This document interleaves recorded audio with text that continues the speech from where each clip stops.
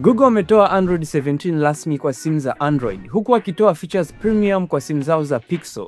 Swali ni je, ni faida gani tunazozipata kwenye update zao mpya? Tukianza na feature namba 1, Rambler. Hii ni feature ambayo inafanya kazi pale ambapo unakuwa na detect kwenye simu yako ikuandikie maneno badala ya wewe kutype. Lakini tofauti na voice typing ya kawaida, Rambler inaweza kutambua pale ambapo unakosea na kukusahihisha katikati ya sentensi au maneno yako. Kwa mfano, mke wako amepika chakula na akakuuliza, chakula ni kitamu? Ukamjibu, chakula ni kikavu. Hapana, nimekufurahia, chakula ni kitamu. Rambler itatambua maneno ya kwanza, chakula ni kikavu, na itaondoa na kubakisha chakula ni kitamu, nimekifurahia. Na hii inaonyesha namna gani Android 17 imeboreshwa zaidi, kuto kutambua tu sauti, lakini kutambua muktadha halisi wa mawasiliano ya kila siku. Na kama ni mara yako ya kwanza unakutana na video hii, hakikisha una subscribe, una like pamoja na kuweka notification ili pindi tunapoendelea kuachia video zetu uwe wa kwanza kuziona.